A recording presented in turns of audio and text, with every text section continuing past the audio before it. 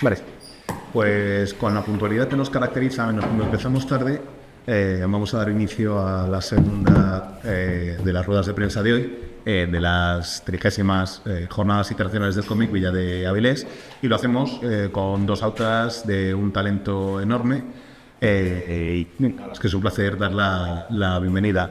Empezaré por presentaros un poco a Paula, que tiene formación en Bellas Artes y en diseño gráfico, a la que empezamos a conocer en 2020 con la dichosa pandemia y con las tiras que ella iba haciendo y subiendo a internet, y no en formato papel, y que luego pudo recopilar en un tomo llamado Me das ansiedad, en el que iba reflejando con humor, que siempre es una de las mejores herramientas para lidiar con las dificultades de la vida, lo que le había ido sucediendo.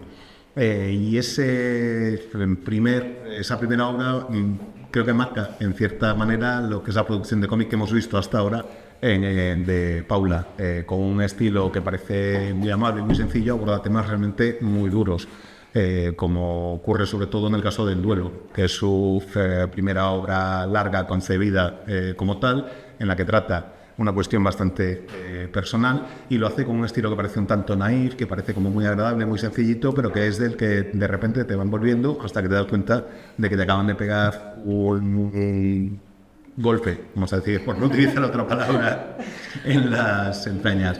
Además de ese amor y de esa capacidad por el cómic, de ese amor por el cómic y de esa capacidad para contar historias en viñetas, Paula es también ilustradora. Trabaja con multitud de editoriales, sobre todo editoriales gallegas, pero claro, Galicia Calidad, y compagina las dos vertientes de su trabajo. Y si empezamos a hablar de vertientes de trabajo, la Carolina no hay por dónde empezar a describirla, porque es poeta, novelista, dramaturga, autora de relato, compositora, hace letras, cortos, teatro, pero lo que la trae aquí es, y por lo que os la queremos presentar, es por su labor desarrollando guiones e historias en el mundo del cómic. Ella es la responsable de las historias de Ellas iban sin sombrero, una antología, un conjunto de relatos en formato viñeta, que ha llegado a la segunda o tercera edición. Casi tercera, sí, sí. Y también de obras como Maruja Mayo, Verbenas y Campanarios, Ana, la princesa de Éboli, y un montón de proyectos más que se están desarrollando ahora. Y en casi todas, no sé si todas, no quiero meter la pata, pero como mínimo en la mayoría de sus obras, la figura de la mujer es una figura clave a la hora de contar el relato, y además la figura de la mujer desde una perspectiva eminentemente histórica, analizar el papel de distintas mujeres, ambientar relatos de distintas mujeres a lo largo de la historia. Tiene ahora mismo un montón de cosas entre manos, de las que, si queréis, os podéis empezar a proyectar, porque la palabra es ahora mismo ya vuestra. Voy a aprovechar que las tenemos a las dos y que son de una generación más o menos similar para preguntarles, pues eso, cómo ven un poco la generación a la que pertenecen en el mundo del sector del cómic, básicamente. Bueno, pues yo creo que, bueno, no sé si soy la portavoz de mi generación, ¿no? Pero por lo menos desde mi punto de vista, yo cuando era pequeña leía mucho cómic, fui también cambiando, ¿no? Cuando era pequeña leía sobre todo Mortadelo y Filemón, luego pasé al manga, luego ya me pasé al europeo, y fue como un proceso de exploración muy personal, porque es verdad que sí que compartía la pasión por el cómic con algunas personas, pero no era un amplio círculo. Entonces, por eso mismo no sé si puedo ser la portavoz de mi generación. Luego es verdad que ya cuando te metes en el mundillo y empiezas a, bueno, en mi caso a escribir, porque dibujar nunca me veréis hacerlo, cuando ya te metes en el mundillo conoces a gente de tu edad, ¿no? Y ves que hay un montón de conexiones, y ves también que todas estas personas, o casi todas, bueno, y sobre todo en la escritura, diría yo, porque a lo mejor el dibujo pues es como más concreto, no vas a una escuela o haces bellas artes, pero en el guión de cómic creo que hay como muy poca o hay poca formación o son clases particulares o es más difícil hacer como un equipo, ¿sabes?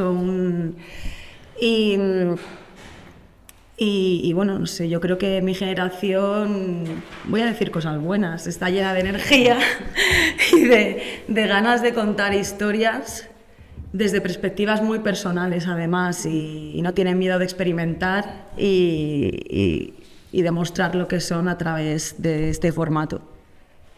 Sí, o sea, es que estoy totalmente de acuerdo. O sea, iba a decir que de hecho me da la sensación de que cada día se leen más cómics, sobre todo entre los jóvenes y tal.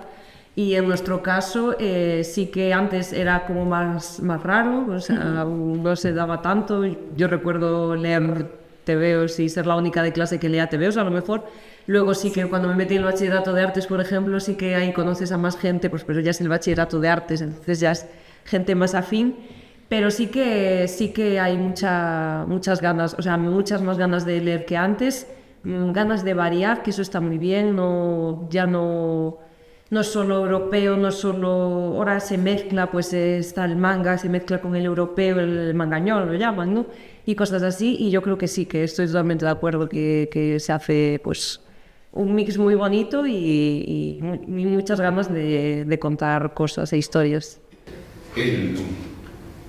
Haciendo de todo, es decir, pasando de la poesía al cómic, ¿cómo te paras ahí? Es decir, un recorrido en tu aventura de contar historias. Hoy escribo poemas, hoy hago cortos, hoy me paro ahí en el cómic. ¿Era un camino planificado o un paso más en una aventura? No, bueno, a ver, yo creo que lo que me gusta desde muy pequeña es narrar historias y entonces he ido encontrando diferentes medios para expresarme y ha sido como muy orgánico todo, no he planeado nunca, voy a escribir, bueno sí, voy a escribir esto y esto sí, pero quiero decir que no he dicho, vale, esta va a ser la época de la poesía y luego esta, la del cómic y luego... Realmente siempre he escrito y me he expresado creativamente como me han surgido de dentro. Y es verdad que cada tipo de historia como que me pide un formato diferente. La poesía, que bueno, la poesía es que es una cosa totalmente aparte. La poesía me brota muchísimo, ¿no? En momentos muy específicos, está llena de imágenes, es como más personal. Luego hay historias que son de corte más surrealista a lo mejor y más intimistas que me piden, por decirlo de alguna manera, expresarse a través de la narrativa o de la novela. Que bueno, yo creo que esto se ve, por ejemplo, en mi libro de relatos Hambre de pájaro, en La secta del cuerpo, que es una novela que ganó el premio de Ediciones Oblicuas 2019. Y luego en cómic, es verdad que hasta ahora solo ha salido histórico y fundamentalmente centrado en personajes femeninos, cosa que me encanta, porque siempre he querido hablar de estas mujeres y aportar mi propia perspectiva y también sacar un poco, yo qué sé, por ejemplo, con La princesa de Éboli, toda la labor de investigación fue bastante intensa y yo creo que ofrecimos un punto de vista diferente, ¿no? Más allá de la femme fatale bueno, recientemente como que se la ha intentado salvar un poco, ¿no?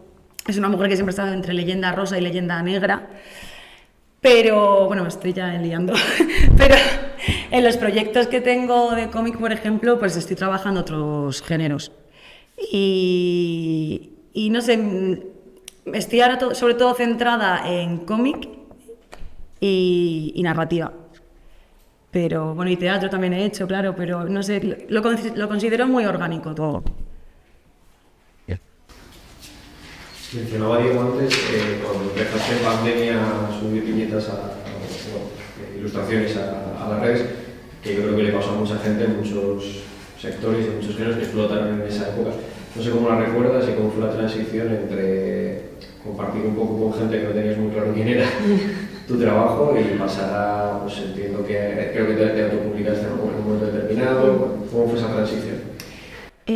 A ver, yo partía ya de que cuando era más adolescente yo estaba metida en una web de webcomics, se llamaba Subcultura, y ahí conocía bastante gente del gremio, también de personas amateurs que estábamos ahí pues gozando. Luego desaparecí de redes porque tuve problemas personales, entre los que estaba la enfermedad de mi madre y un poco de crisis, como quien dice. Y luego, después de que muriera mi madre, vino la pandemia y fue ahí cuando me desaté completamente, porque empecé a pensar, o sea, puedo morirme mañana, básicamente, puedo morirme mañana y no haber intentado hacer lo que a mí me gusta, que es pues, dibujar tebeos. Entonces fue cuando empecé a hacer las viñetas, que eran todas quejándome, porque era una época horrible de estar encerrados, de te puedes morir en cualquier momento, no sé qué. Y entonces fue cuando empecé, pues eso, a flotarlo así con las viñetas. Y al ver que recibía feedback y volví a retomar contacto con estas personas que conocí de subcultura, con pues, de otros autores que ya pues, a lo mejor estaban más metidos en lo profesional y así, fue como que fue retroalimentándose. Me vine arriba, dije, pues a lo mejor hay una posibilidad, qué bien. Y fue cuando decidí, pues eso, autopublicar el primer Me das ansiedad, que era un fanzine, luego ahora lo recogió Fandogamia, en la versión más gorda. Pero al principio fue un fanzine y también al ver que tuvo buena acogida, pues fue como que a medida que veía que la gente estaba interesada, pues yo fui como escalando un poquito, intentando, y a veces sale bien, a veces sale mal, pero la verdad es que en general, o sea, fue una época horrible. Y cambiaría muchas cosas por lo que sea, pero le guardo mucho cariño porque fue como el clic que me tuvo que hacer mi cabeza para decir, pues a por los tebeos, me da igual, no voy a morirme sin intentarlo, porque es que no podía escapar, era lo que me gusta hacer. ¿Y cómo te sentiste? Porque exponías temas muy personales, luego lo hiciste más incluso. ¿Cómo fue? No sé, no sé si fue algo orgánico, si tuviste que pensártelo, si dudaste. En las viñetas estas así que subo y tal, no lo pienso nada, porque es exponerme mucho, pero son tonterías, al final son chorraditas, como digo yo, y disocio mucho, soy capaz de disociar mucho y no pensar. Es verdad que a veces digo, ostras, pues a lo mejor, pero mira, ahora ya está. Con el duelo, al ser algo tan personal e implicarme no solo a mí, sino a mi familia, sí que tuve que darle muchas más vueltas, obviamente. De hecho, en el duelo hablo solo de mí. Mucha gente me ha dicho, pues se echa un poco de menos la intervención de tu hermana o de alguna de tu familia, tal, pero yo no lo iba a hacer, porque yo no voy a hablar de gente que no... O sea, implicaría pedir permisos y escarbar más de lo que a lo mejor quiero enseñar y quiero yo misma escarbar. Entonces, pues sí, pues depende al ser el duelo más serio, más personal, sí que le tuve que dar un poco más de vuelta. Y por el otro lado, la faceta histórica de las obras que llevan hasta ahora, sobre todo con mujeres como protagonistas, ¿cómo fue el trabajo de documentación? No sé si lo has hecho con ayudas, si en ese caso fueron encargos, si fueron temas que encontraste por tu cuenta y decidiste abordarlos. Pues el de Ellas iban sin sombrero me surgió porque estaba haciendo un curso de teatro musical y entonces mi profesora hizo una representación de Maruja Mayo y fue ahí donde las conocí. Esto, bueno, hace ya casi, no sé, unos 7 años, 8. Y entonces se me ocurrió que nunca había sido llevado a formato cómic, o sí que a lo mejor hay alguna mención, alguna aparición así como muy breve de Las sin sombrero, las mujeres de la generación del 27, ¿no? Que no fueron lo suficientemente reconocidas históricamente. Y entonces decidí llenar un poco ese hueco porque en ese momento no se había hecho. Y me puse en contacto con las artistas y el tema de documentación lo hice mucho por mi cuenta. Es verdad que también contacté con la familia de alguna de ellas, con la tía de Marga Gil, la sobrina, perdón, de Marga Gil. Y consulté, libros, la Hemeroteca Nacional, la Hemeroteca Digital, de la Biblioteca Nacional también. Y luego es verdad que fue como mucha documentación, muchos libros, consultar a muchas personas para luego destilar todo en relatos a lo mejor eran 14, 15 páginas cada uno. Y no solo, el reto no era ya destilar toda esa información, sino convertirla en algo poético también. porque no queríamos o lo que yo no quería era quedarme simplemente en enunciar, pues Maruja Mayo fue una pintora, una de las primeras mujeres aceptadas en la Academia de San Fernando. Quería ofrecer como un diálogo de las artistas con sus obras y con lo que a mí me estaban transmitiendo. Entonces hay como una labor, hay como varios pasos a seguir y fue bastante intenso. Luego con Maruja Mayo ya tenía la documentación hecha, luego hice la historia con Irina Irondel, una biografía como más larga, bueno, en clave de ficción, por supuesto.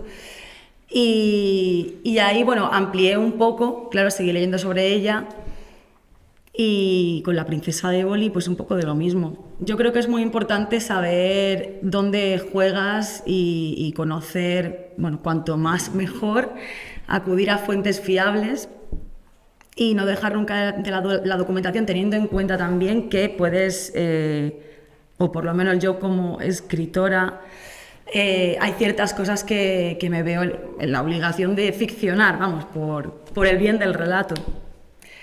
Entonces es buscar un poco el equilibrio entre todas estas cosas. Muchas gracias por mi parte. Bueno, pero Caballo pasó por Avilés, estuvo unos años en Avilés. Vivió ahí Sí. en el barrio de Muelle. Sí. Muchas gracias. Gracias. Gracias a vosotros y gracias sobre todo a ellas por no solo tener la pasión de contar historias y hacerlo constantemente, sino por hacerlo, aunque sea, por lo menos en parte, en formato de viñetas, que es lo que nos corre por las venas, y un lenguaje narrativo que nos apasiona, como es fácil deducir después de 30 años dedicándonos a hacer estas jornadas. Pero que lo he dicho, que muchas gracias y nada, seguimos. Gracias. Muchas gracias. Gracias.